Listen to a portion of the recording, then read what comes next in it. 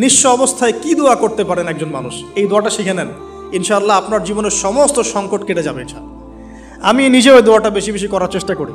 দোয়াটা হচ্ছে, মুসা আলাইহিস সালাম একটা গাছের নিচে হেলান দিয়ে বসলেন, বসে দেখলেন দুইজন মেয়ে দাঁড়িয়ে আছে দূরে, পানি নিতে পারছে না, লোকজন পানি নিয়ে যাচ্ছে, ওরা দাঁড়িয়ে আছে বেচারি।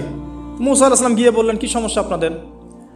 এটা নিয়ে আপনারা আবার মেয়েদের সাথে কথা বলার চেষ্টা করেন না, ঠিক আছে? তো মাহারাম গায়রা মাহারাম মেনে চলে। তারা বললেন যে আমাদের বাবা অনেক বৃদ্ধ মানুষ, আমরা পানি নিতে পারি না যতক্ষণ না আমাদের কম পানি নিয়ে চলে যায়।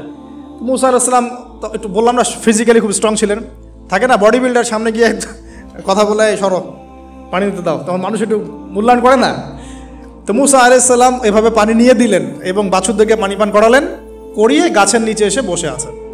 বসে বসে তিনি দোয়া করছেন, এই যে দোয়াটা তিনি দোয়া করছেন, রব্বি, একটা নেক কাজ করলেন, নেক কাজ করলেন না, মানুষের উপকার করলেন, নেক কাজ করে এসে গাছের নিচে বসে দোয়া করছেন, আল্লাহ এখানে তো আমার খাবার পানি বাসস্থান কিছুই নাই, আমি কি করব?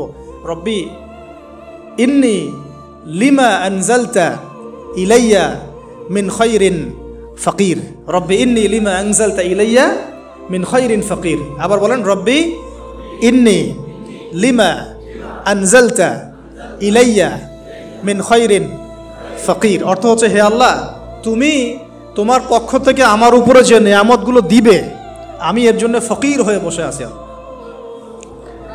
অর্থ বুঝে পড়বেন ভাই, নামাজ রোজা হজ জাকাত যাই করেন আল্লাহর ওয়াস্তে অর্থ বুঝে পড়বেন।